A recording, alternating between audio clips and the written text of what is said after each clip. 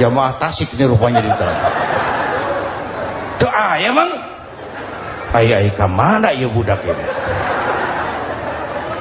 Turun ke bawah, tanya lagi, ono kan anto? Ora nano raketok.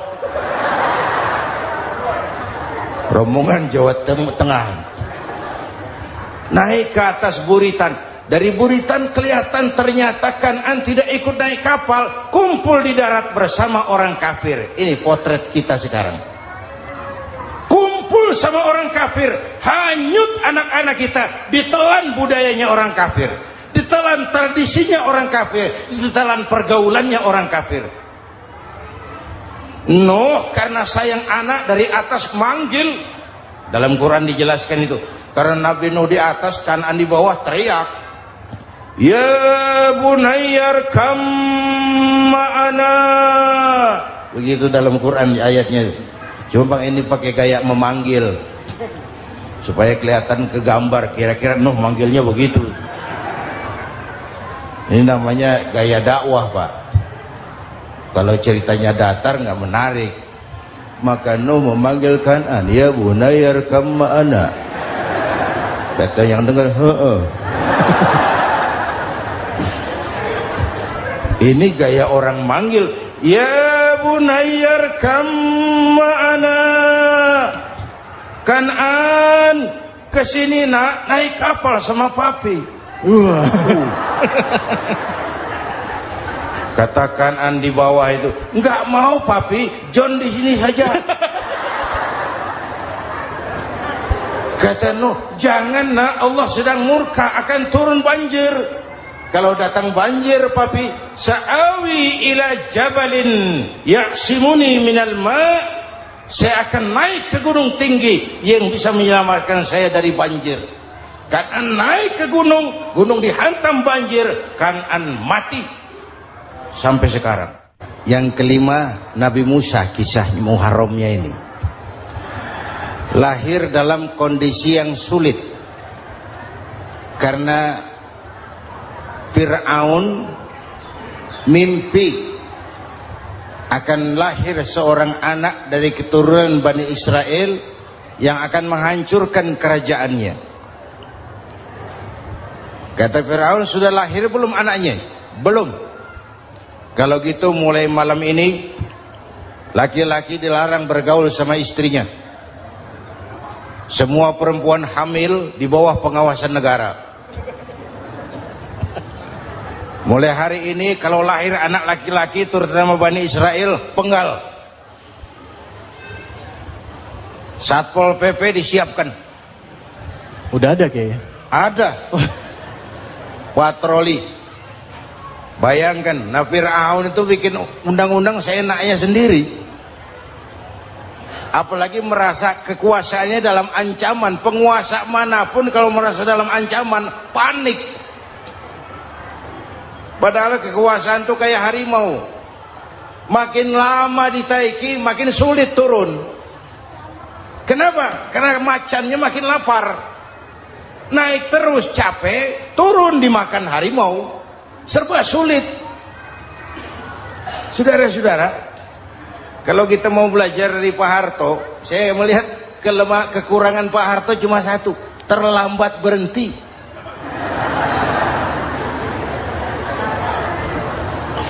Terlambat berhenti. Di sekelilinginya banyak tukang-tukang jilat, tukang-tukang semir. Pak, kalau tidak ada bapak kami bagaimana, Pak? Saudara hadirin yang saya hormati, maka sering saya ingatkan, temanmu yang sejati adalah teman yang membuat kamu jadi benar, bukan teman yang selalu membenarkan kamu. Berapa banyak pejabat-pejabat hancur karena selalu dibenarkan oleh lingkungannya. Bapak benar, Pak. Bapak bijaksana, Pak. Itu tepat, Pak. Benar. Buang angin pun kata kelilingnya, oh bapak sehat. Temanmu yang sejati, teman yang bikin kamu jadi benar, bukan teman yang selalu membenarkan kamu. Bapak Ibu hadirin yang saya hormati, tapi kehendak Allah terjadi. Lahirlah Musa. Bayinya dihanyutkan di sungai Nil. Bayi sudah menderita, dihanyutkan di sungai Nil. Dan akhirnya besar di lingkungan istana Fir'aun. Diriwayat oleh Ratu Aisyah, perempuan Fir'aun, setelah mulai berjuang, terjadilah itu. Musa dan pengikutnya dikejar oleh Fir'aun. Sampai di tepi laut, Allah wahyukan, Musa, lempar tongkatmu ke laut. Dalam kondisi darurat, mukjizat tiada jalan. Kondisi darurat. Kalau tidak, mukjizat itu maunya Allah, bukan maunya Nabi. Nabi nggak kuasa. Allah yang mau.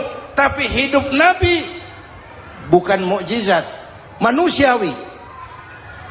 Tidak mentang-mentang ada mukjizat tongkat, tiap sulit main tongkat. Nggak usah berjuang kalau begitu. Itu darurat menyelamatkan umat. Tongkat dilempar ke laut, laut terbelah. Laut terbelah. Itu secara visualnya bisa kita lihat dalam film The Ten Commandments. Udah nonton belum?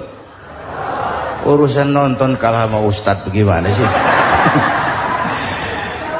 Ten Commandments, 10 firman Tuhan. Tekniknya bagus loh. Bagaimana laut terbelah. Musa lewat, Fir'aun mengejar. Musa sampai di ujung sana, Fir'aun masih di sama tengah perjalanan. Laut nutup kembali. Laut menutup kembali, Fir'aun tenggelam. Cengap-cengap di lautan. Begitu nafas sampai di tenggorokan, Fir'aun sambil cengap-cengap itu, amantu bi Rabbi Musa wa Harun.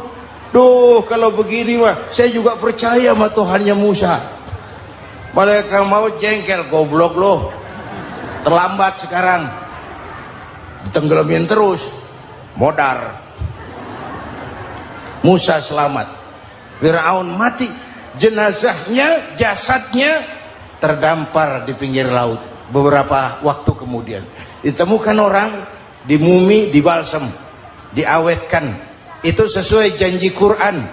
Wa kadzalika nunajjika bi badanika litakuna liman khalfaka ayah. Kami selamatkan badan kamu agar jadi pelajaran bagi orang-orang sesudah kamu nanti.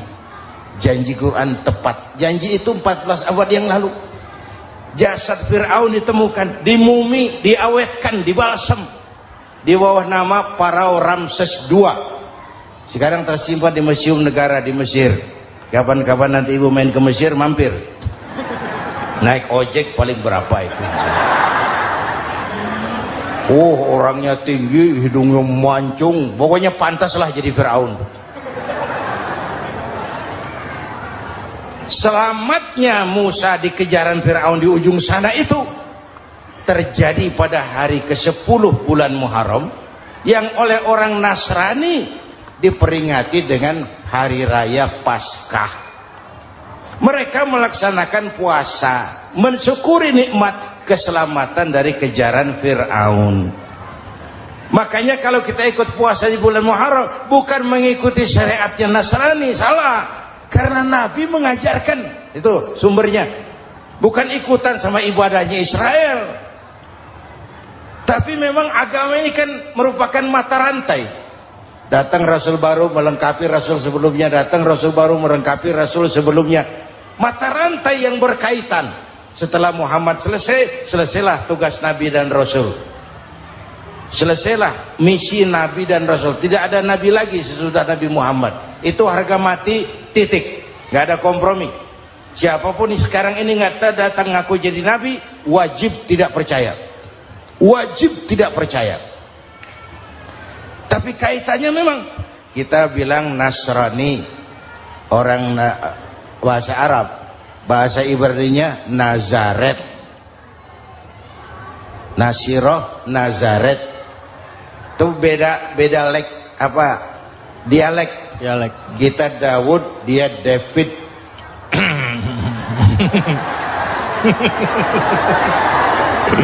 Ibrani. Kita Ali, dia Alek. Kita Sulaiman, dia Solomon. Kita camat, dia Comot. ini yang ngomong ini comot sembarang. Media. Bapak dan Ibu jamaah yang saya cintai, pertanyaan pertama, hijrah qalbiyah. Ada hijrah badaniyah, hijrah fisik yang dilakukan Nabi dan sahabat dari Mekah ke Madinah. Itu hijrah badaniyah. Ada hijrah qalbiyah, hijrah hati. Dan ini yang kita perlukan sekarang. Karena refleksinya akan membias kepada alur kehidupan. Kalau hati kita mau berhijrah, fisik akan ngikuti. Hijrah dari tempat, dari malas ibadah menjadi rajin ibadah. Hijrah dari maksiat kepada yang ma'ruf. Dari berpecah belah menjadi bersatu. Hijrah seperti itu yang sangat kita perlukan.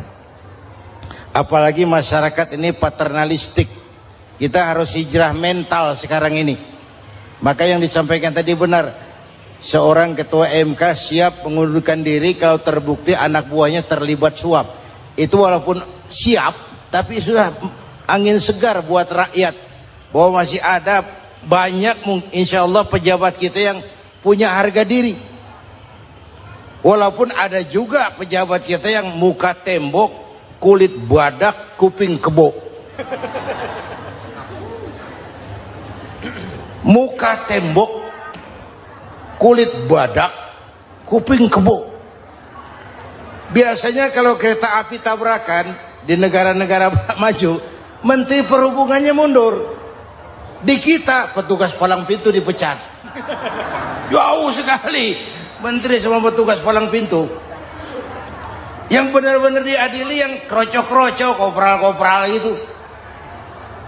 Padahal hadisnya jelas, ar-rashi wal murtashi finnar. Yang nyuap dan yang nerima suap, dua-duanya neraka. Kasus potret belakangan ini, yang nerima suap, yang diuber, yang nyuap aman, yang nyuap aman, yang korupsi pajak dikecil-kecilin, yang ngemplang pajak aman. Padahal ngemplang pajaknya triliunan. Padahal dia sudah dikasih fasilitas oleh negara mengelola sumber daya alam negara yang artinya milik rakyat. Dia harus bayar pajak, uang pajaknya dikumpulkan bagi sebesar-besar kemakmuran rakyat. Itu tindakan merugikan rakyat.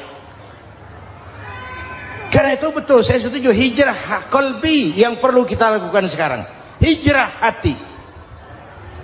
Kita ini bangsa Indonesia, seperti timnas. Timnas sekarang anak-anak muda sudah berani pakai baju PSSI. Iya. Kenapa? Menang. Coba kalau kalah terus, nanti menang. Tapi bangsa Indonesia itu memang seperti timnas. Namanya kesebelasan. 11 orang. Walaupun ada pemain bintang, ya ada presiden, gubernur, menteri, itu bintang-bintang. Tapi bintang baru ada artinya kalau dibantu 10 pemain yang lain. Cristiano Ronaldo, siapa itu? Penyerang tengah Real Madrid, bintang. Lionel Messi, siapa lagi itu? Barcelona, bercelana.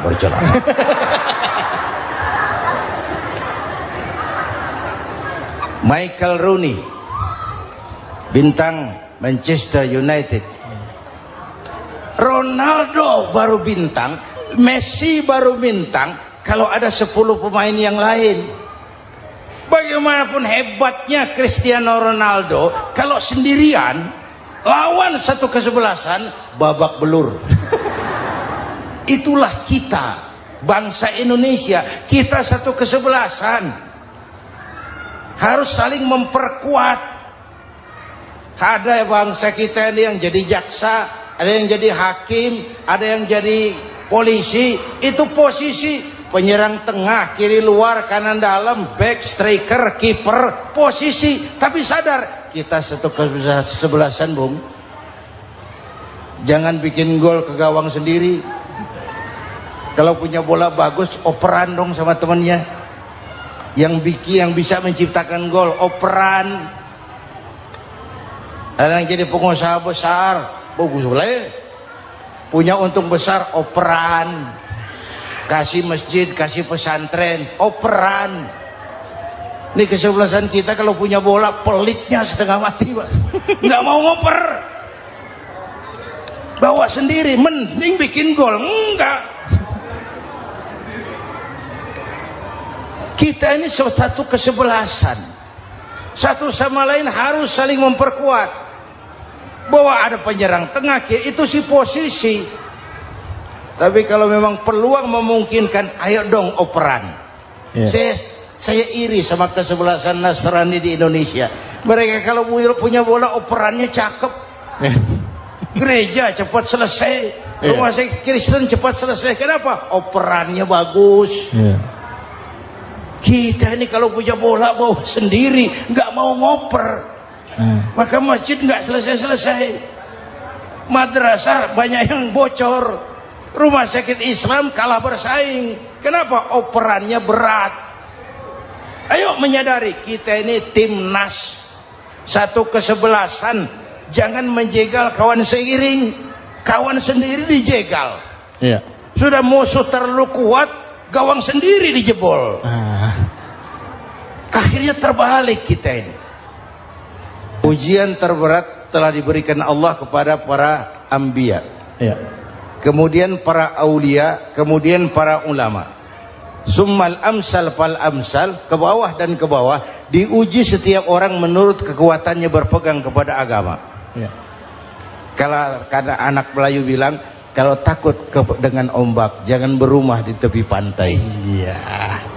Kalau takut diterjang ombak, jangan berumah di tepi pantai. Kata ibu tadi, mau jadi pohon tinggi harus berani ketiup angin. Makin tinggi pohonnya, makin keras anginnya. Takut angin, jangan jadi pohon tinggi, jadilah rumput. Nggak ditiup angin, tapi diinjak kebo. Apa yang nggak ada resikonya? Apa yang nggak ada resikonya? Semua nabi ada yang dihantam kekuasaan yang arogansi. Ibrahim berhadapan dengan Namrud. Musa berhadapan dengan Fir'aun. Ada yang diuji dengan berhadapan umat yang sangat kurang ajar. Ada yang diuji dengan gosip yang dahsyat. Nabi Yusuf digosipi sama Zulaikha itu. Nabi Yusuf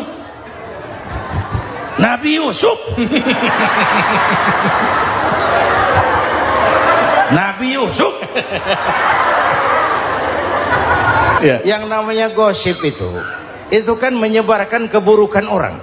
Kalau benar saja hukumnya ghibah. Kalau salah hukumnya fitnah.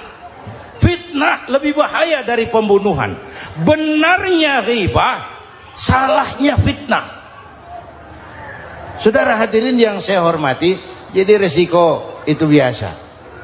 Tidak ada yang tanpa resiko. Kalau takut ombak, jangan berumah di tepi pantai.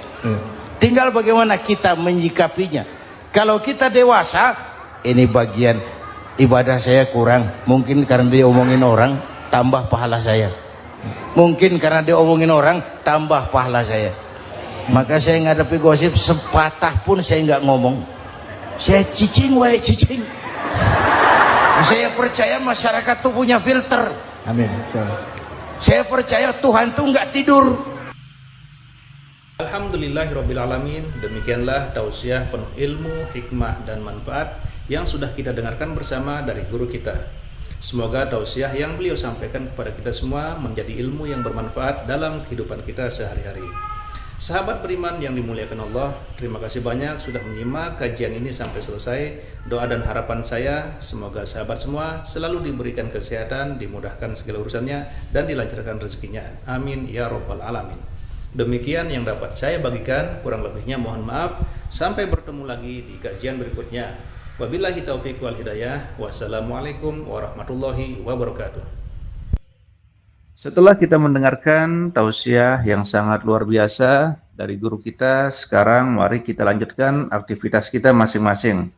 Semoga kajian yang beliau sampaikan kepada kita semua menjadi ilmu yang bermanfaat dalam kehidupan kita sehari-hari. Dan semoga kita bisa istiqomah dalam mengamalkannya. Amin ya rabbal alamin. Selamat beraktivitas buat sahabat semua dan sukses selalu. Sampai bertemu lagi di video berikutnya. Wassalamualaikum warahmatullahi wabarakatuh. Bismillahirrahmanirrahim. Assalamualaikum warahmatullahi wabarakatuh. Alhamdulillahirrabbilalamin. Wassalatu wassalamu ala ashrafil anbiya'i wal mursalin Sayyidina Muhammadin wa ala alihi wa sahbihi ajma'in, amma ba'du. Sahabat beriman yang dimuliakan Allah, syukur alhamdulillah kita bertemu lagi di channel ini. Pada kesempatan yang berbahagia ini, mari sejenak kita luangkan waktu kita untuk bersama-sama menyimak tausiah yang sangat luar biasa yang akan disampaikan oleh guru kita. Tentunya banyak sekali ilmu, hikmah, dan manfaat yang bisa kita jadikan pelajaran dalam kehidupan kita sehari-hari. Penasaran siapa beliau? Mari kita simak bersama. Selamat mendengarkan. Adam itu bapak moyang kita. Dosanya satu, makan buah khuldi. Dikeluarkan dari surga. Kita dosanya banyak, kepengen masuk,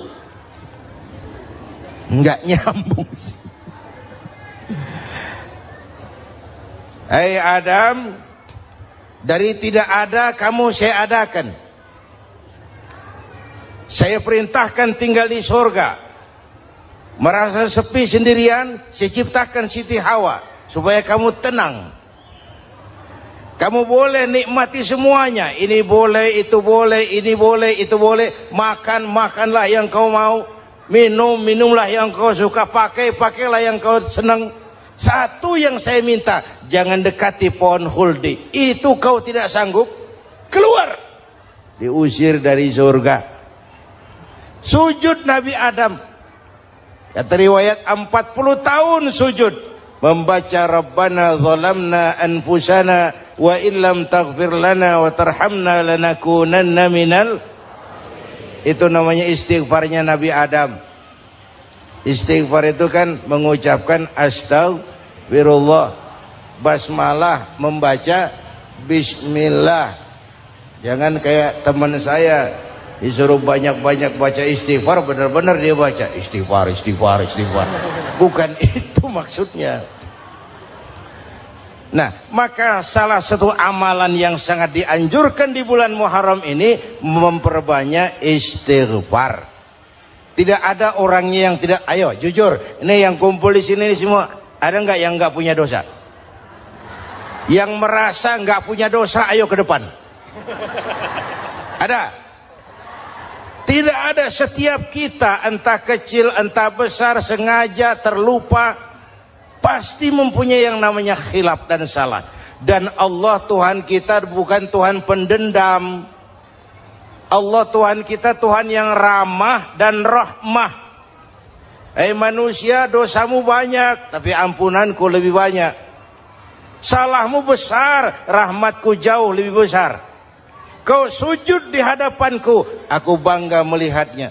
Kau menangis di hadapanku, aku senyum melihatmu. Kau berjalan menujuku, aku berlari menyambutmu.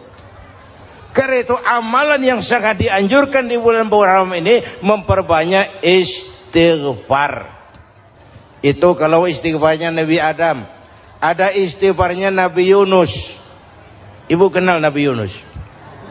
Di mana kenalannya? So tahu. Nabi Yunus itu ketika berdakwah kepada kaumnya yang bandel, memberikan peringatan, kalau kalian tidak mau beriman akan turun azab. Kapan Yunus? Akan. Kenapa mesti akan? Sekarang aja kalau mau, saya tungguin. Kurang ajar betul ini umat. Akhirnya Nabi Nuh menghindar dengan perhitungan, kalau azab tidak turun saya sudah jauh. Meragukan janji Tuhan. Lalu naik kapal dinaiki oleh Yunus, kapal mogok. Dicari siapa biang keroknya ini, diundi ternyata Yunus, sampai 3 kali diundi. Dibuanglah Yunus ke dasar laut, ditelan oleh ikan Nun atas perintah Allah. Telan itu Yunus, jangan pakai dikunyah, rusak urusan. Telan saja, simpan di perutmu. Dibawa oleh ikan Nun ke dasar lautan. Itu yang oleh Quran dikatakan bertemulah 3 macam kegelapan, zulumatun salas. Gelapnya tengah malam, gelapnya di dasar laut, gelapnya di dalam perut ikan. Itu namanya peteng, mbahnya gelap. Di perut ikan itulah Nabi Nuh sadar akan kesalahannya, meragukan janji Allah, meragukan janji Allah. Ia sujud di dalam perut ikan itu, membaca la ilaha illa anta subhanaka inni kuntu. Itu istighfarnya Nabi Yunus. Dibacakan istighfar begitu, ikan sakit perut, Pak. Di dasar laut kemana mau cari apotik? Dia naik ke permukaan, memuntahkan isi perutnya. Nabi Yunus keluar dengan selamat. Itu pun terjadi pada hari ke-10 bulan Muharram. Istighfar intinya itu. Itu amalan utama bulan Muharram, memperbanyak istighfar.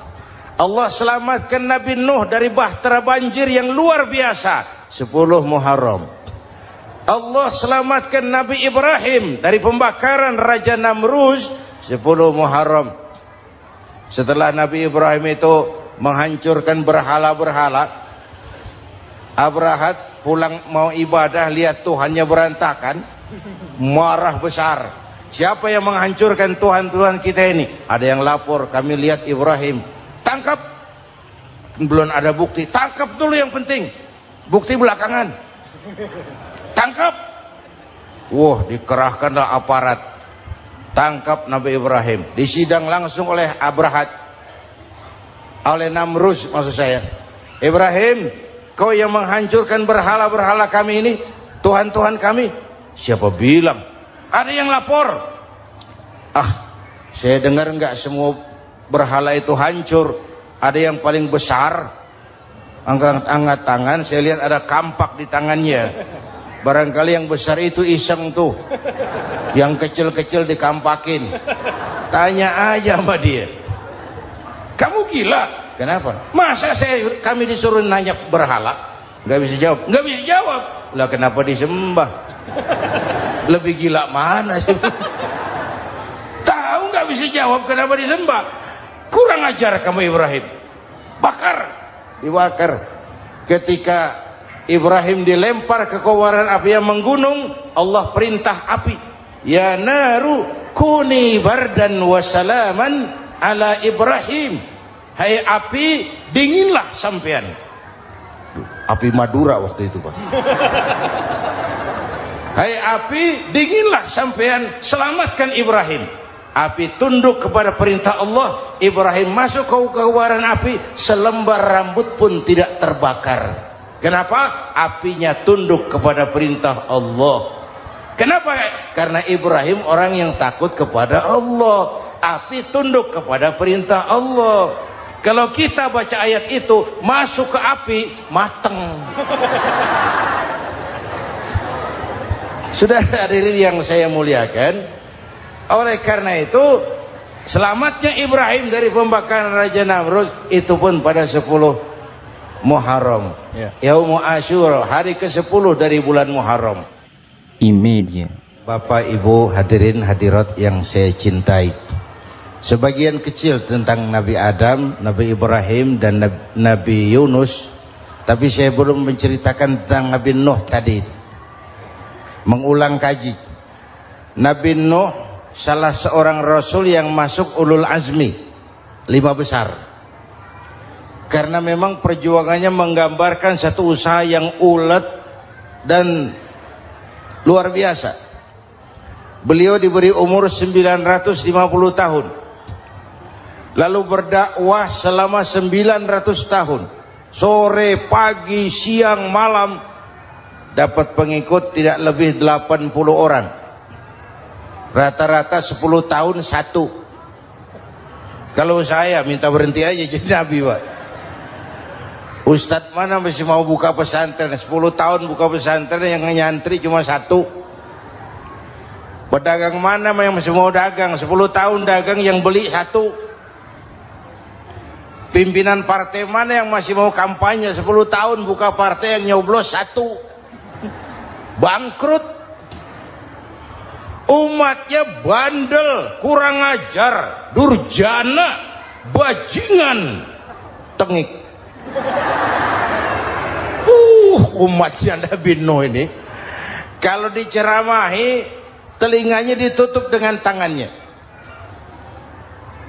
Nabi Nuh akhirnya rekes, Tuhan, siang malam saya berdakwah kepada umat ini, tiap kali saya sampaikan dakwahmu mereka tutup telinganya dengan tangannya, alergi dengar ceramah. Apa itu ceramah? Non profit.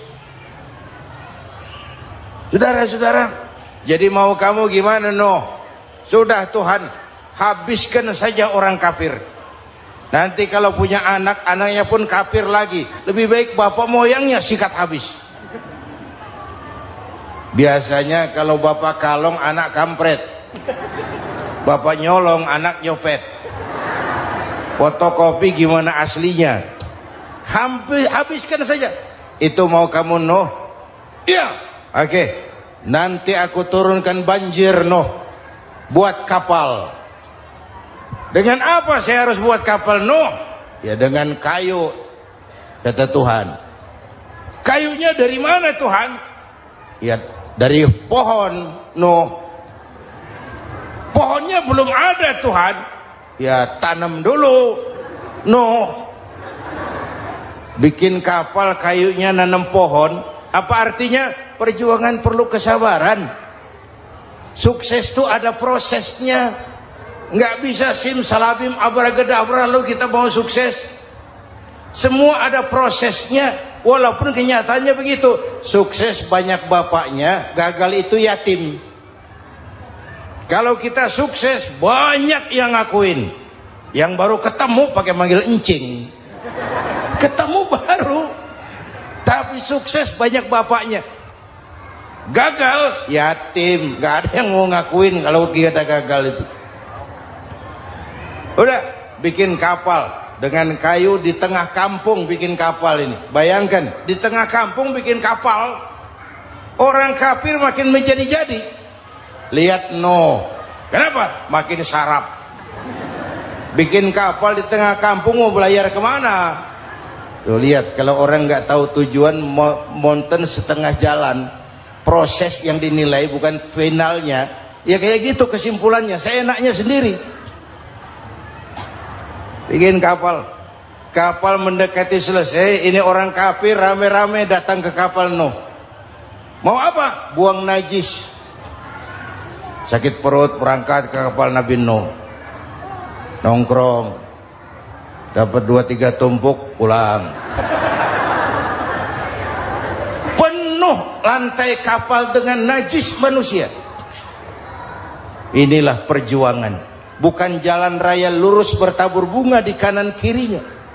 Banyak ondak dan duri, fitnah, caci maki, antipat, segala macam. Nuh. Ada orang tua dasar kafir, kurang ajar, sudah stroke berangkat juga ke kapal Nuh. Mau buang najis, pincang-pincang digotong orang. Selesai buang najis, dia bangun mau pulang, pegangan tiang kapal terpeleset, jatuh di atas tumpukan najis. Terjadi keajaiban, yang stroke-nya sembuh, lumpuhnya hilang, berangkat digotong-gotong pulang, jalan gagah sekali. Tapi orang kampungnya heran, ente sudah sembuh? Sudah. Berobat di mana? Kok begitu paten? Di kapal Nuh. Masya Allah, sangat luar biasa tausiah yang disampaikan oleh guru kita. Sahabat beriman yang dirahmati Allah, tetaplah di channel ini karena kajian ini belum selesai dan masih banyak lagi hal-hal menarik yang akan disampaikan oleh beliau. Mari kita lanjutkan kembali. Selamat mendengarkan. Masih banyak.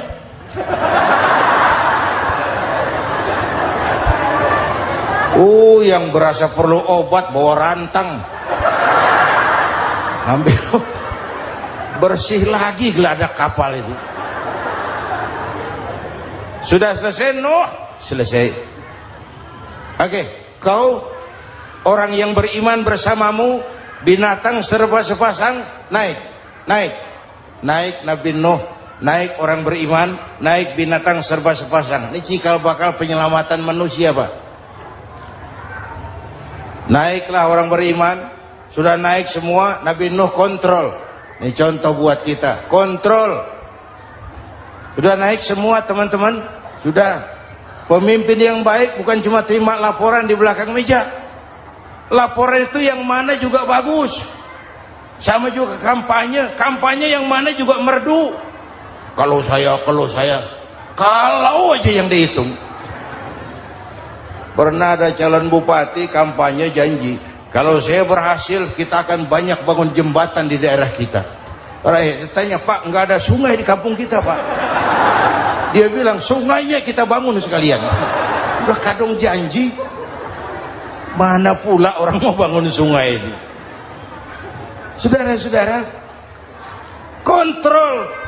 Jangan cuma tunggu laporan di belakang meja. Semua laporan bagus. Ya Bu? Bu?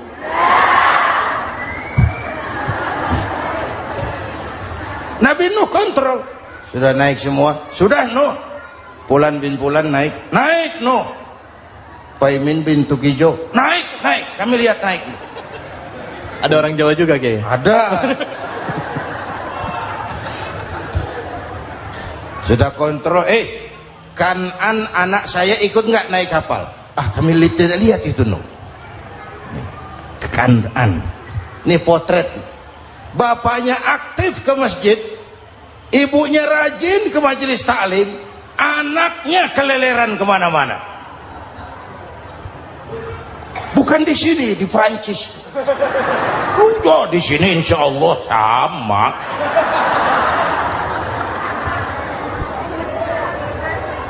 Nuh karena sayang anak, Nuh karena cinta anak, Nuh karena tanggung jawab anak, cari naik ke atas kapal. Lihat Kan'an, anak saya. Nggak lihat Nuh. Turun ke ruang bawah, periksa lagi. Mang, ayah Kan'an di dia. Jamaah Tasik ini rupanya di dalam. Tuh ayah Mang. Ayah kemana ya budak ini? Turun ke bawah, tanya lagi. Ono Kan'an toh? Ora nano raketok. Rombongan Jawa Tengah. Naik ke atas buritan. Dari buritan kelihatan ternyata Kan'an tidak ikut naik kapal, kumpul di darat bersama orang kafir. Ini potret kita sekarang. Kumpul sama orang kafir, hanyut anak-anak kita, ditelan budayanya orang kafir, ditelan tradisinya orang kafir, ditelan pergaulannya orang kafir.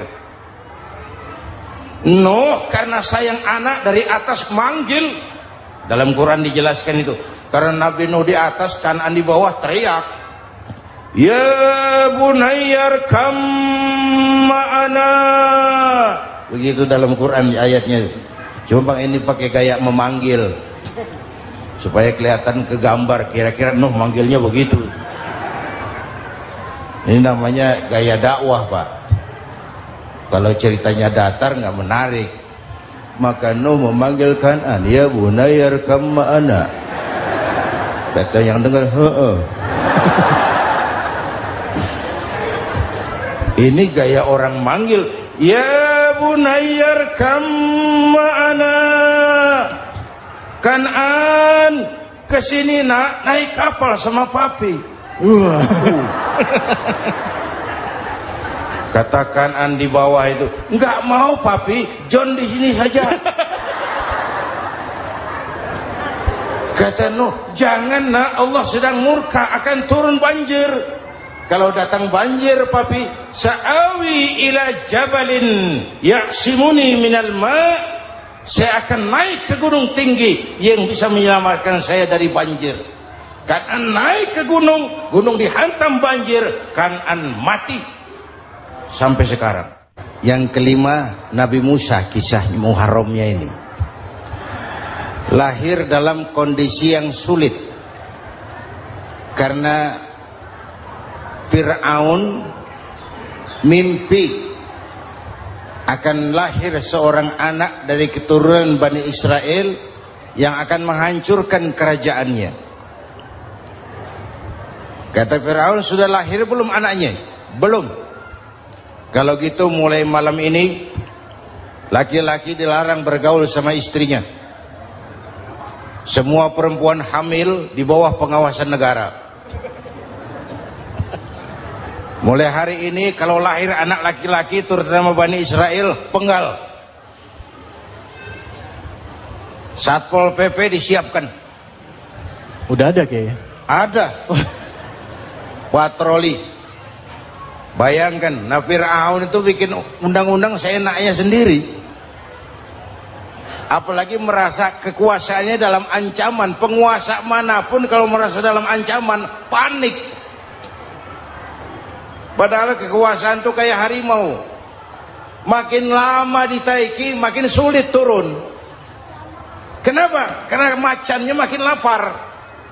Naik terus capek, turun dimakan harimau. Serba sulit. Saudara-saudara, kalau kita mau belajar dari Pak Harto, saya melihat kekurangan Pak Harto cuma satu, terlambat berhenti.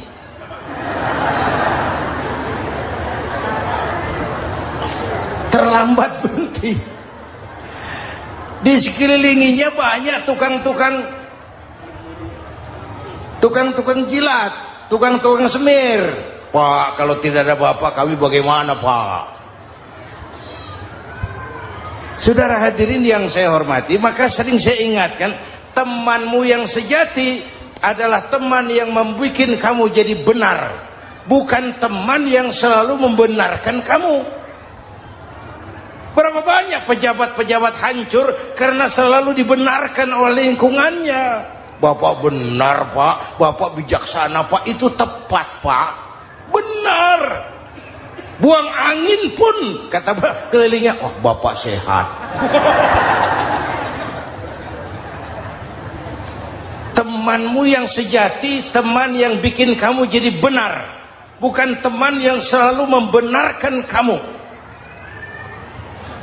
Bapak ibu hadirin yang saya hormati, tapi kehendak Allah terjadi. Lahirlah Musa. Bayinya dihanyutkan di sungai Nil. Bayi sudah menderita, dihanyutkan di sungai Nil. Dan akhirnya besar di lingkungan istana Fir'aun. Diriwayat oleh Ratu Aisyah, perempuan Fir'aun, setelah mulai berjuang, terjadilah itu. Musa dan pengikutnya dikejar oleh Fir'aun. Sampai di tepi laut, Allah wahyukan Musa, lempar tongkatmu ke laut. Dalam kondisi darurat, mukjizat tiada jalan. Kondisi darurat. Kalau tidak, mukjizat itu maunya Allah, bukan maunya Nabi. Nabi nggak kuasa. Allah yang mau. Tapi hidup Nabi bukan mukjizat, manusiawi. Tidak mentang-mentang ada mukjizat tongkat, tiap sulit main tongkat. Nggak usah berjuang kalau begitu. Itu darurat menyelamatkan umat. Tongkat dilempar ke laut, laut terbelah. Laut terbelah. Itu secara visualnya bisa kita lihat dalam film The Ten Commandments. Udah nonton belum? Urusan nonton kalah sama Ustadz bagaimana sih? Ten Commandments, 10 firman Tuhan. Tekniknya bagus loh. Bagaimana laut terbelah. Musa lewat, Fir'aun mengejar. Musa sampai di ujung sana, Fir'aun masih di sama tengah perjalanan. Laut nutup kembali. Laut menutup kembali, Fir'aun tenggelam. Cengap-cengap di lautan. Begitu nafas sampai di tenggorokan, Fir'aun sambil cengap-cengap itu, amantu bi Rabbi Musa wa Harun. Duh, kalau begini mah saya juga percaya sama Tuhannya Musa. Malaikat maut jengkel, goblok loh. Terlambat sekarang. Tenggelamin terus, modar. Musa selamat, Fir'aun mati, jenazahnya, jasadnya terdampar di pinggir laut. Beberapa waktu kemudian ditemukan orang, dimumi, dibalsem, diawetkan. Itu sesuai janji Quran, wa kadzalika nunajjika bibadanika litakuna liman khalfaka ayah. Kami selamatkan badan kamu agar jadi pelajaran bagi orang-orang sesudah kamu nanti. Janji Quran tepat. Janji itu 14 abad yang lalu. Jasad Fir'aun ditemukan, dimumi, diawetkan, dibalsem di bawah nama Parao Ramses II. Sekarang tersimpan di Museum Negara di Mesir. Kapan-kapan nanti ibu main ke Mesir, mampir. Naik ojek paling berapa itu? Oh, orangnya tinggi, hidungnya mancung, pokoknya pantaslah jadi Fir'aun. Selamatnya Musa di kejaran Fir'aun di ujung sana itu terjadi pada hari ke-10 bulan Muharram, yang oleh orang Nasrani diperingati dengan hari raya Paskah. Mereka melaksanakan puasa, mensyukuri nikmat keselamatan dari kejaran Fir'aun. Makanya kalau kita ikut puasa di bulan Muharram bukan mengikuti syariatnya Nasrani, salah. Karena Nabi mengajarkan, itu sumbernya. Bukan ikutan sama ibadahnya Israel. Tapi memang agama ini kan merupakan mata rantai. Datang Rasul baru melengkapi Rasul sebelumnya, datang Rasul baru melengkapi Rasul sebelumnya. Mata rantai yang berkaitan. Setelah Muhammad selesai, selesailah tugas Nabi dan Rasul. Selesailah misi Nabi dan Rasul. Tidak ada Nabi lagi sesudah Nabi Muhammad. Itu harga mati, titik. Gak ada kompromi. Siapapun sekarang ini nggak datang ngaku jadi Nabi, wajib tidak percaya. Wajib tidak percaya. Tapi kaitannya memang, kita bilang Nasrani, orang bahasa Arab, bahasa Ibraninya Nazaret, Nasiroh, Nazaret. Itu beda dialek. Kita Daud, dia David.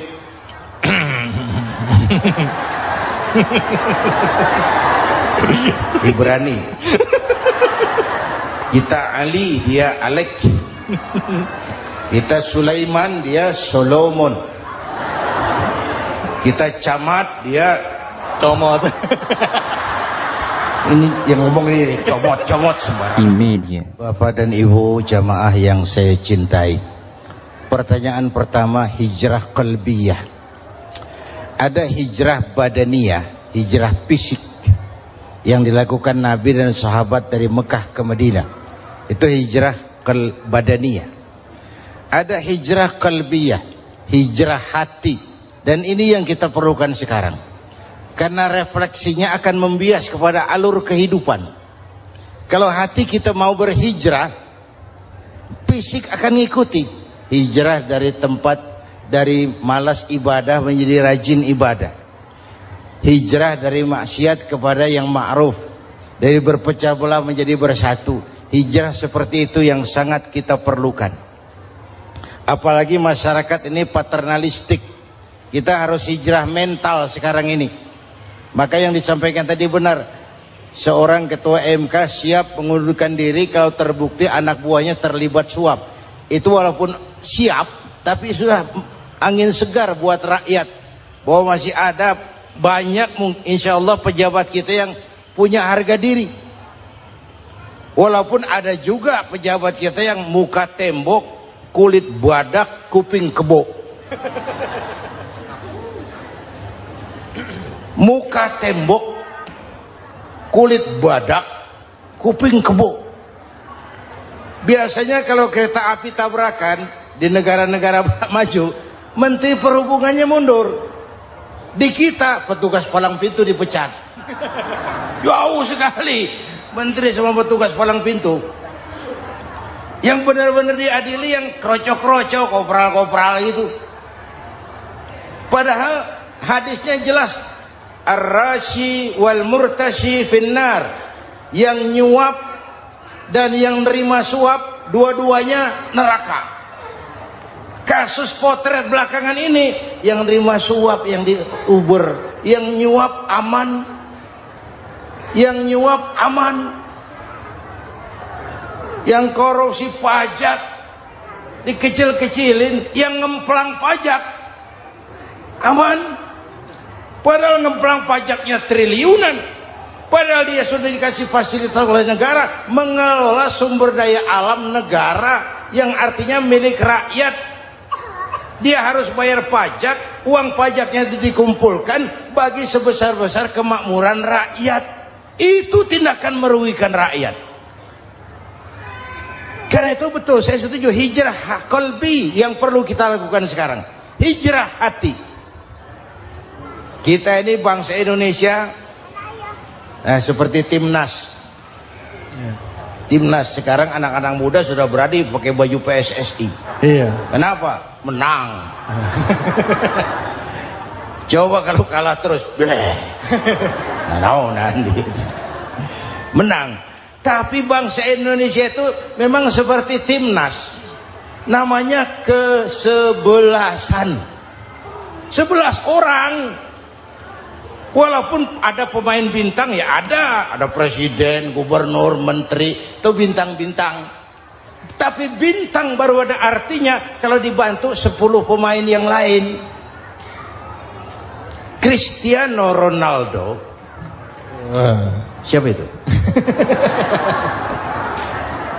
Penyerang tengah Real Madrid, bintang. Lionel Messi, siapa lagi itu? Barcelona, bercelana.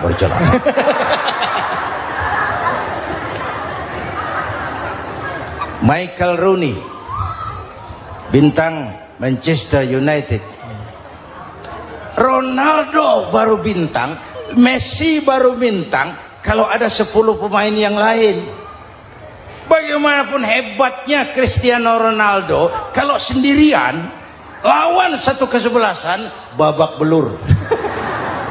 Itulah kita, bangsa Indonesia, kita satu kesebelasan, harus saling memperkuat. Ada bangsa kita ini yang jadi jaksa, ada yang jadi hakim, ada yang jadi polisi. Itu posisi penyerang tengah, kiri luar, kanan dalam, back, striker, kiper, posisi. Tapi sadar kita satu kesebelasan, Bung. Jangan bikin gol ke gawang sendiri. Kalau punya bola bagus, operan dong sama temannya. Yang bisa menciptakan gol, operan. Ada yang jadi pengusaha besar, bagus boleh. Punya untung besar, operan. Kasih masjid, kasih pesantren, operan. Ini kesebelasan kita kalau punya bola, pelitnya setengah mati, Pak. Nggak mau ngoper. Bawa sendiri, mending bikin gol. Enggak.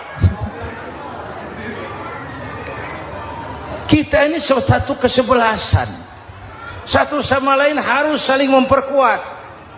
Bahwa ada penyerang tengah, itu si posisi. Tapi kalau memang peluang memungkinkan, ayo dong operan. Saya iri sama kesebelasan Nasrani di Indonesia. Mereka kalau punya bola, operannya cakep. Gereja cepat selesai, rumah sakit Kristen cepat selesai. Kenapa? Operannya bagus. Kita ini kalau punya bola bawa sendiri, nggak mau ngoper, maka masjid nggak selesai-selesai, madrasah banyak yang bocor, rumah sakit Islam kalah bersaing. Kenapa? Operannya berat. Ayo menyadari kita ini timnas, satu kesebelasan. Jangan menjegal kawan seiring, kawan sendiri dijegal. Sudah musuh terlalu kuat, gawang sendiri dijebol. Akhirnya terbalik kita ini. Ujian terberat telah diberikan Allah kepada para anbiya, kemudian para aulia, kemudian para ulama. Summal amsal fal amsal, ke bawah dan ke bawah, diuji setiap orang menurut kekuatannya berpegang kepada agama. Kalau anak Melayu bilang, Kalau takut dengan ombak, jangan berumah di tepi pantai. Iya. Kalau takut diterjang ombak, jangan berumah di tepi pantai. Kata ibu tadi, mau jadi pohon tinggi harus berani ketiup angin. Makin tinggi pohonnya, makin keras anginnya. Takut angin, jangan jadi pohon tinggi, jadilah rumput. Enggak ditiup angin, tapi diinjak kebo. Apa yang enggak ada resikonya? Apa yang enggak ada resikonya? Semua nabi ada yang dihantam kekuasaan yang arogansi. Ibrahim berhadapan dengan Namrud. Musa berhadapan dengan Fir'aun. Ada yang diuji dengan berhadapan umat yang sangat kurang ajar. Ada yang diuji dengan gosip yang dahsyat. Nabi Yusuf digosipi sama Zulaikha itu. Nabi Yusuf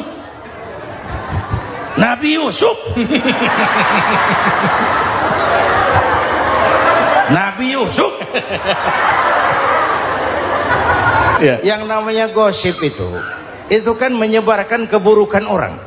Kalau benar saja hukumnya ghibah. Kalau salah hukumnya fitnah. Fitnah lebih bahaya dari pembunuhan. Benarnya ghibah, salahnya fitnah.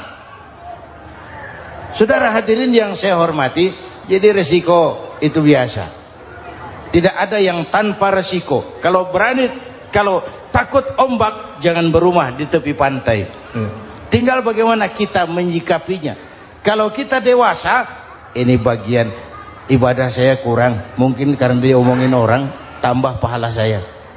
Mungkin karena dia omongin orang, tambah pahala saya. Maka saya ngadepi gosip sepatah pun saya nggak ngomong. Saya cicing. Saya percaya masyarakat itu punya filter. Amin. Saya percaya Tuhan itu nggak tidur. Alhamdulillahirrabbilalamin. Demikianlah tausiah penuh ilmu, hikmah, dan manfaat yang sudah kita dengarkan bersama dari guru kita. Semoga tausiah yang beliau sampaikan kepada kita semua menjadi ilmu yang bermanfaat dalam kehidupan kita sehari-hari.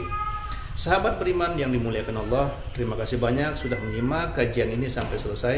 Doa dan harapan saya, semoga sahabat semua selalu diberikan kesehatan, dimudahkan segala urusannya, dan dilancarkan rezekinya. Amin ya rabbal alamin. Demikian yang dapat saya bagikan, kurang lebihnya mohon maaf. Sampai bertemu lagi di kajian berikutnya. Wabillahi taufiq wal hidayah. Wassalamualaikum warahmatullahi wabarakatuh. Setelah kita mendengarkan tausiah yang sangat luar biasa dari guru kita, sekarang mari kita lanjutkan aktivitas kita masing-masing. Semoga kajian yang beliau sampaikan kepada kita semua menjadi ilmu yang bermanfaat dalam kehidupan kita sehari-hari. Dan semoga kita bisa istiqomah dalam mengamalkannya. Amin ya rabbal alamin. Selamat beraktivitas buat sahabat semua dan sukses selalu. Sampai bertemu lagi di video berikutnya. Wassalamualaikum warahmatullahi wabarakatuh. Bismillahirrahmanirrahim. Assalamualaikum warahmatullahi wabarakatuh. Alhamdulillahirrabbilalamin. Wassalatu wassalamu ala ashrafil anbiya'i wal mursalin Sayyidina Muhammadin wa ala alihi wa sahbihi ajma'in, amma ba'du. Sahabat beriman yang dimuliakan Allah, syukur alhamdulillah kita bertemu lagi di channel ini. Pada kesempatan yang berbahagia ini, mari sejenak kita luangkan waktu kita untuk bersama-sama menyimak tausiah yang sangat luar biasa yang akan disampaikan oleh guru kita. Tentunya banyak sekali ilmu, hikmah, dan manfaat yang bisa kita jadikan pelajaran dalam kehidupan kita sehari-hari. Penasaran siapa beliau? Mari kita simak bersama. Selamat mendengarkan. Adam itu bapak moyang kita. Dosanya satu, makan buah khuldi. Dikeluarkan dari surga. Kita dosanya banyak, kepengen masuk, nggak nyambung. Hai Adam, dari tidak ada kamu saya adakan. Saya perintahkan tinggal di surga. Merasa sepi sendirian, saya ciptakan Siti Hawa supaya kamu tenang. Kamu boleh nikmati semuanya. Ini boleh, itu boleh, ini boleh, itu boleh. Makanlah yang kau mau. minumlah yang kau suka, pakailah yang kau senang. Satu yang saya minta, jangan dekati pohon huldi. Itu kau tidak sanggup, keluar. Diusir dari surga. Sujud Nabi Adam, kata riwayat 40 tahun sujud, membaca Rabbana zalamna anfusana wa illam taghfir lana wa tarhamna lanakunanna minal. Itu namanya istighfarnya Nabi Adam. Istighfar itu kan mengucapkan astagfirullah, basmalah, membaca bismillah. Jangan kayak teman saya disuruh banyak-banyak baca istighfar, benar-benar dia baca istighfar. Bukan itu maksudnya.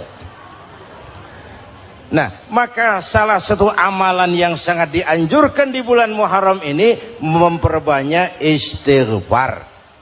Tidak ada orangnya yang tidak. Ayo jujur, ini yang kumpul di sini ini semua, ada nggak yang nggak punya dosa? Yang merasa nggak punya dosa, ayo ke depan. Ada? Tidak ada. Setiap kita, entah kecil entah besar, sengaja terlupa, pasti mempunyai yang namanya khilaf dan salah. Dan Allah Tuhan kita bukan Tuhan pendendam. Allah Tuhan kita Tuhan yang ramah dan rahmah. Manusia, dosamu banyak, tapi ampunanku lebih banyak. Salahmu besar, rahmatku jauh lebih besar. Kau sujud di hadapanku, aku bangga melihatnya. Kau menangis di hadapanku, aku senyum melihatmu. Kau berjalan menujuku, aku berlari menyambutmu. Karena itu amalan yang sangat dianjurkan di bulan Muharram ini memperbanyak istighfar. Itu kalau istighfarnya Nabi Adam. Ada istighfarnya Nabi Yunus. Ibu kenal Nabi Yunus? Di mana kenalannya? Sok tahu. Nabi Yunus itu ketika berdakwah kepada kaumnya yang bandel, memberikan peringatan, kalau kalian tidak mau beriman akan turun azab. Kapan Yunus? Akan. Kenapa mesti akan? Sekarang aja kalau mau, saya tungguin. Kurang ajar betul ini umat. Akhirnya Nabi Nuh menghindar dengan perhitungan, kalau azab tidak turun saya sudah jauh. Meragukan janji Tuhan. Lalu naik kapal, dinaiki oleh Yunus, kapal mogok. Dicari siapa biang keroknya ini.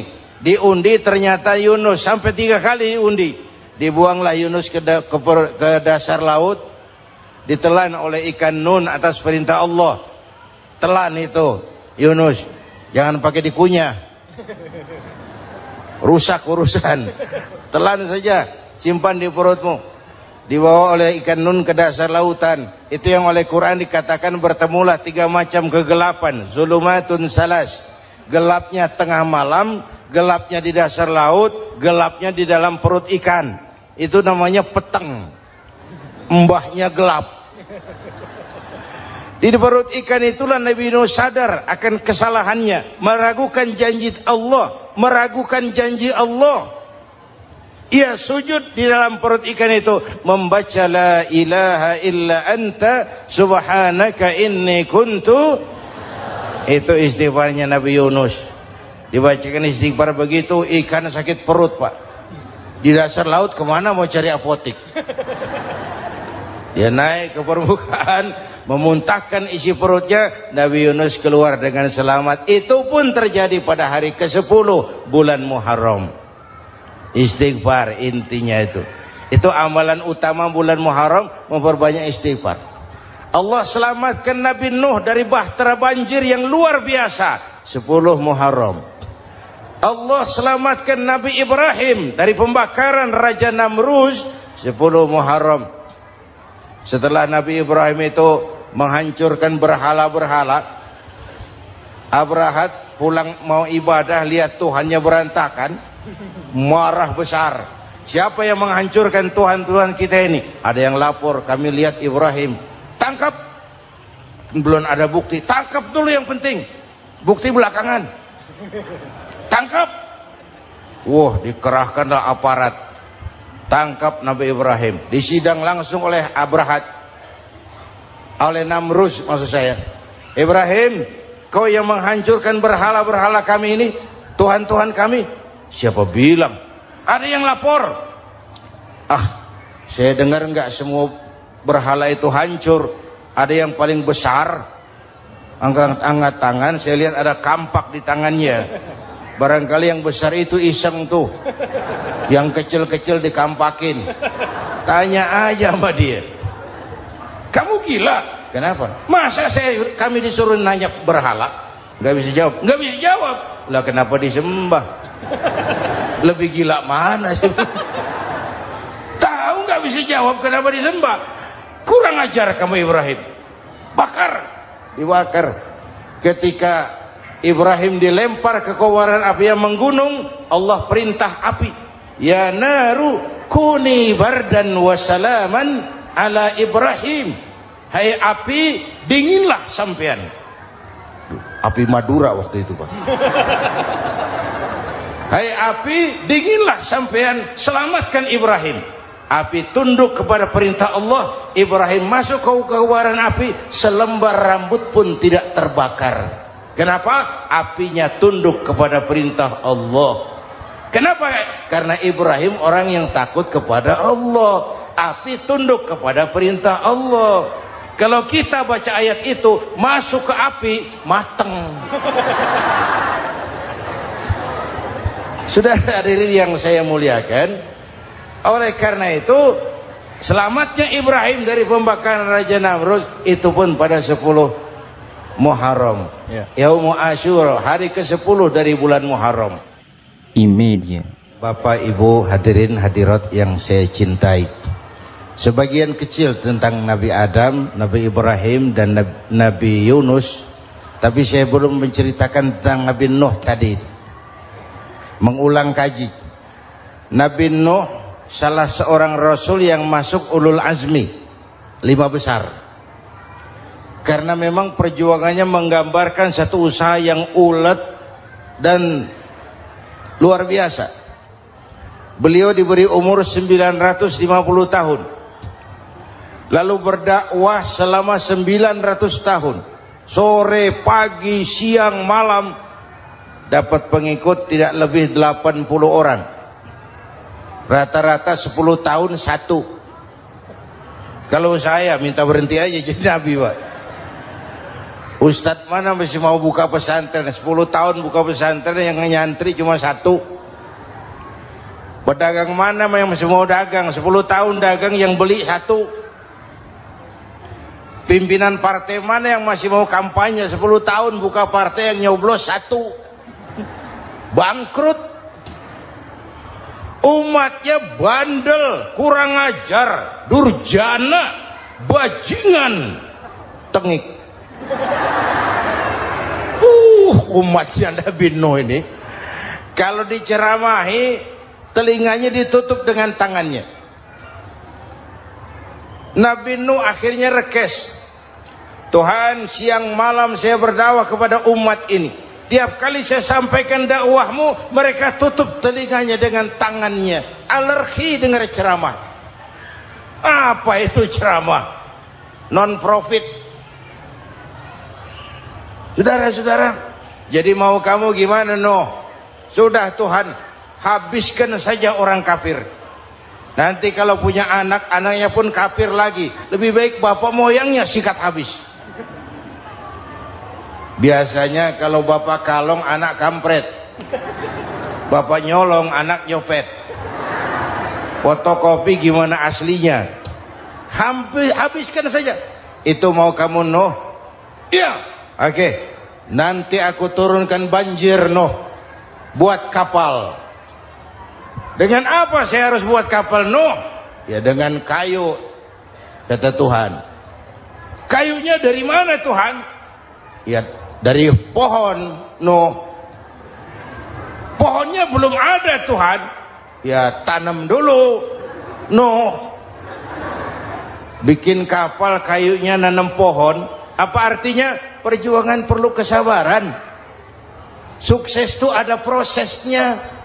Nggak bisa simsalabim abracadabra lalu kita mau sukses. Semua ada prosesnya, walaupun kenyataannya begitu. Sukses banyak bapaknya, gagal itu yatim. Kalau kita sukses banyak yang ngakuin, yang baru ketemu pakai manggil encing. Ketemu baru, tapi sukses banyak bapaknya. Gagal yatim, nggak ada yang mau ngakuin kalau kita gagal itu. Udah bikin kapal dengan kayu di tengah kampung, bikin kapal ini. Bayangkan di tengah kampung bikin kapal, orang kafir makin menjadi-jadi. Lihat Nuh, kenapa? Makin sarap. Bikin kapal di tengah kampung, mau belayar kemana? Tuh lihat, kalau orang nggak tahu tujuan, mountain setengah jalan. Proses yang dinilai bukan finalnya. Ya kayak gitu kesimpulannya. Saya enaknya sendiri. Bikin kapal, kapal mendekati selesai. Ini orang kafir rame-rame datang ke kapal Nuh. Mau apa? Buang najis. Sakit perut, berangkat ke kapal Nabi Nuh.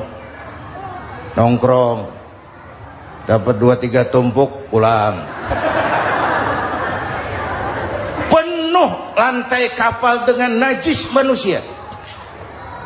Inilah perjuangan. Bukan jalan raya lurus bertabur bunga di kanan kirinya. Banyak ondak dan duri, fitnah, caci maki, antipat, segala macam. Nuh. Ada orang tua dasar kafir, kurang ajar, sudah stroke berangkat juga ke kapal Nuh. Mau buang najis, pincang-pincang digotong orang. Selesai buang najis, dia bangun mau pulang, pegangan tiang kapal terpeleset, jatuh di atas tumpukan najis. Terjadi keajaiban, yang stroke-nya sembuh, lumpuhnya hilang, berangkat digotong-gotong pulang, jalan gagah sekali. Tapi orang kampungnya heran, ente sudah sembuh? Sudah. Berobat di mana? Kok begitu paten? Di kapal Nuh. Masya Allah, sangat luar biasa tausiah yang disampaikan oleh guru kita. Sahabat beriman yang dirahmati Allah, tetaplah di channel ini karena kajian ini belum selesai dan masih banyak lagi hal-hal menarik yang akan disampaikan oleh beliau. Mari kita lanjutkan kembali. Selamat mendengarkan. Masih banyak.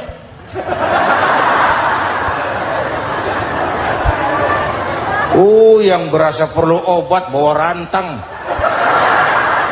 Ambil bersih lagi geladak kapal itu. Sudah selesai Nuh? Selesai. Oke, kau orang yang beriman bersamamu, binatang serba sepasang, naik Nabi Nuh, naik orang beriman, naik binatang serba sepasang. Ini cikal bakal penyelamatan manusia, Pak. Naiklah orang beriman, sudah naik semua, Nabi Nuh kontrol. Ini contoh buat kita, kontrol. Sudah naik semua teman-teman, sudah.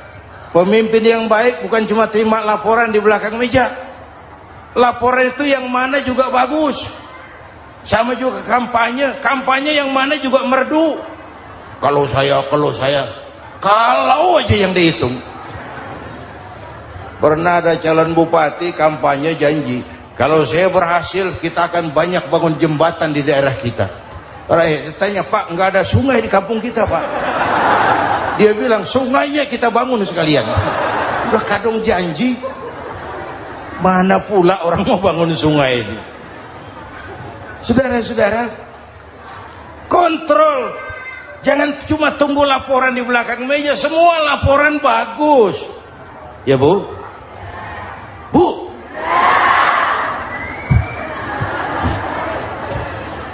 Nabi Nuh kontrol. Sudah naik semua? Sudah Nuh.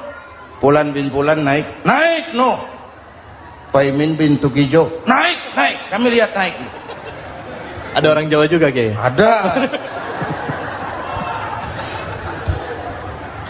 Sudah kontrol. Kanan anak saya ikut nggak naik kapal? Kami tidak lihat itu Nuh. Kanan. Ini potret. Bapaknya aktif ke masjid, ibunya rajin ke majelis taklim, anaknya keleleran kemana-mana. Bukan di sini, di Prancis. Udah di sini insya Allah sama.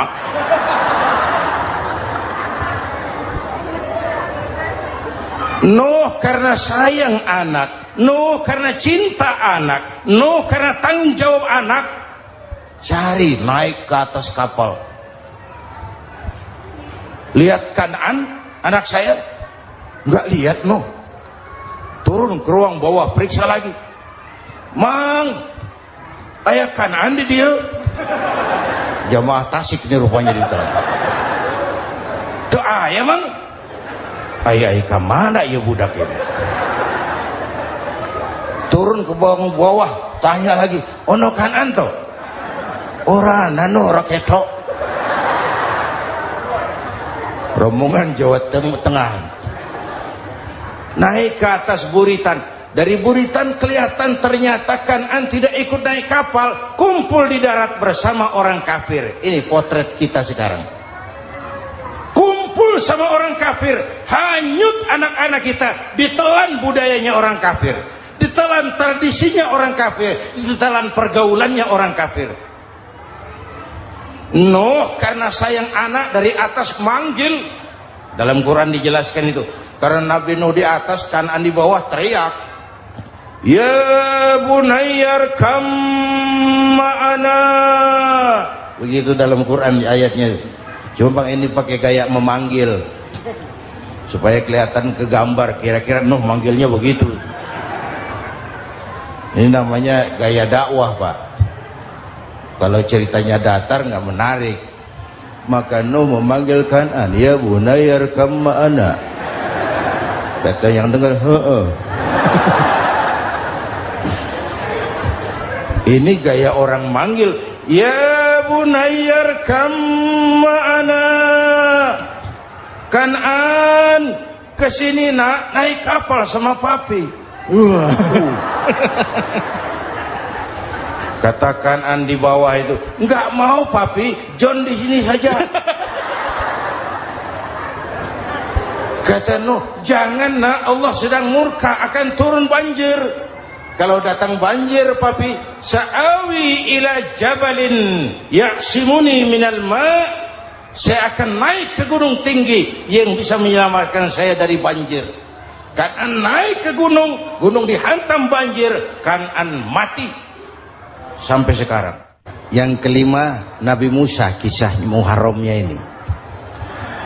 Lahir dalam kondisi yang sulit karena Fir'aun mimpi akan lahir seorang anak dari keturunan Bani Israel yang akan menghancurkan kerajaannya. Kata Fir'aun, sudah lahir belum anaknya? Belum. Kalau gitu mulai malam ini laki-laki dilarang bergaul sama istrinya. Semua perempuan hamil di bawah pengawasan negara. Mulai hari ini kalau lahir anak laki-laki turut nama Bani Israel, penggal. Satpol PP disiapkan. Udah ada kayaknya. Ada. Patroli. Bayangkan, nah Fir'aun itu bikin undang-undang seenaknya sendiri. Apalagi merasa kekuasaannya dalam ancaman. Penguasa manapun kalau merasa dalam ancaman, panik. Padahal kekuasaan itu kayak harimau. Makin lama ditaiki, makin sulit turun. Kenapa? Karena macannya makin lapar.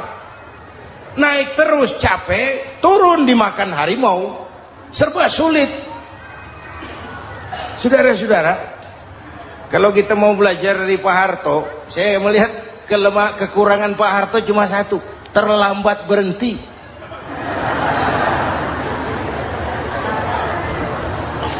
Terlambat berhenti. Di sekelilinginya banyak tukang-tukang jilat, tukang-tukang semir. Pak, kalau tidak ada bapak kami bagaimana, Pak? Saudara hadirin yang saya hormati, maka sering saya ingatkan, temanmu yang sejati adalah teman yang membuat kamu jadi benar, bukan teman yang selalu membenarkan kamu. Berapa banyak pejabat-pejabat hancur karena selalu dibenarkan oleh lingkungannya. Bapak benar Pak, Bapak bijaksana Pak, itu tepat Pak, benar. Buang angin pun kata kelilingnya, oh Bapak sehat. Temanmu yang sejati, teman yang bikin kamu jadi benar, bukan teman yang selalu membenarkan kamu. Bapak Ibu hadirin yang saya hormati, tapi kehendak Allah terjadi. Lahirlah Musa, bayinya dihanyutkan di sungai Nil. Bayi sudah menderita, dihanyutkan di sungai Nil, dan akhirnya besar di lingkungan istana Fir'aun. Diriwayat oleh Ratu Aisyah, perempuan Fir'aun, setelah mulai berjuang, terjadilah itu. Musa dan pengikutnya dikejar oleh Fir'aun. Sampai di tepi laut, Allah wahyukan Musa, lempar tongkatmu ke laut. Dalam kondisi darurat, mukjizat tiada jalan. Kondisi darurat. Kalau tidak, mukjizat itu maunya Allah, bukan maunya Nabi. Nabi nggak kuasa, Allah yang mau. Tapi hidup Nabi bukan mukjizat, manusiawi. Tidak mentang-mentang ada mukjizat tongkat, tiap sulit main tongkat, nggak usah berjuang kalau begitu. Itu darurat menyelamatkan umat. Tongkat dilempar ke laut, laut terbelah. Laut terbelah. Itu secara visualnya bisa kita lihat dalam film The Ten Commandments. Udah nonton belum? Urusan nonton kalah sama Ustadz bagaimana sih? Ten Commandments, 10 firman Tuhan. Tekniknya bagus loh. Bagaimana laut terbelah. Musa lewat, Fir'aun mengejar. Musa sampai di ujung sana, Fir'aun masih di sama tengah perjalanan. Laut nutup kembali. Laut menutup kembali, Fir'aun tenggelam. Cengap-cengap di lautan. Begitu nafas sampai di tenggorokan, Fir'aun sambil cengap-cengap itu, amantu bi Rabbi Musa wa Harun. Duh, kalau begini mah saya juga percaya sama Tuhannya Musa. Malaikat maut jengkel, goblok loh, terlambat sekarang, ditenggelamin terus, modar. Musa selamat, Fir'aun mati, jenazahnya, jasadnya terdampar di pinggir laut. Beberapa waktu kemudian ditemukan orang, dimumi, dibalsem, diawetkan. Itu sesuai janji Quran. Wa kadzalika nunajjika bi badanika litakuna liman khalfaka ayah. Kami selamatkan badan kamu agar jadi pelajaran bagi orang-orang sesudah kamu nanti. Janji Quran tepat. Janji itu 14 abad yang lalu. Jasad Fir'aun ditemukan, dimumi, diawetkan, dibalsem, di bawah nama Pharao Ramses II. Sekarang tersimpan di Museum Negara di Mesir. Kapan-kapan nanti ibu main ke Mesir, mampir. Naik ojek paling berapa itu? Oh, orangnya tinggi, hidungnya mancung, pokoknya pantaslah jadi Fir'aun. Selamatnya Musa di kejaran Fir'aun di ujung sana itu terjadi pada hari ke-10 bulan Muharram, yang oleh orang Nasrani diperingati dengan hari raya Paskah. Mereka melaksanakan puasa, mensyukuri nikmat keselamatan dari kejaran Fir'aun. Makanya kalau kita ikut puasa di bulan Muharram, bukan mengikuti syariatnya Nasrani, salah. Karena Nabi mengajarkan, itu sumbernya. Bukan ikutan sama ibadahnya Israel. Tapi memang agama ini kan merupakan mata rantai. Datang Rasul baru melengkapi Rasul sebelumnya, datang Rasul baru melengkapi Rasul sebelumnya. Mata rantai yang berkaitan. Setelah Muhammad selesai, selesailah tugas Nabi dan Rasul. Selesailah misi Nabi dan Rasul. Tidak ada Nabi lagi sesudah Nabi Muhammad. Itu harga mati, titik. Gak ada kompromi. Siapapun sekarang ini ngata datang ngaku jadi nabi, wajib tidak percaya. Wajib tidak percaya. Tapi kaitannya memang kita bilang Nasrani, orang bahasa Arab, bahasa Ibraninya Nazaret, Nasiroh, Nazaret. Itu beda dialek. Kita Daud, dia David.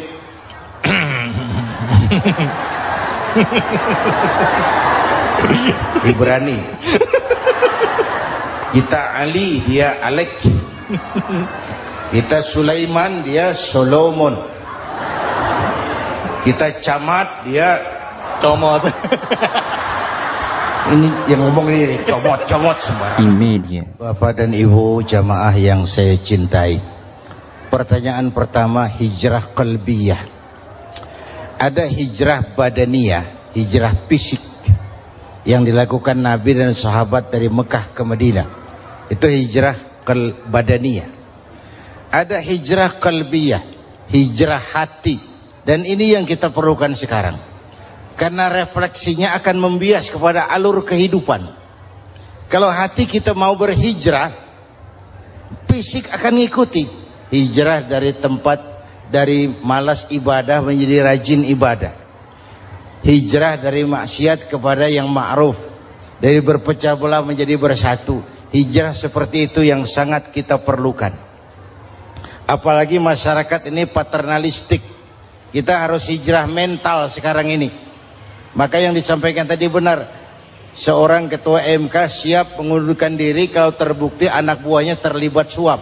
Itu walaupun siap, tapi sudah angin segar buat rakyat. Bahwa masih ada banyak insya Allah pejabat kita yang punya harga diri. Walaupun ada juga pejabat kita yang muka tembok, kulit badak, kuping kebo.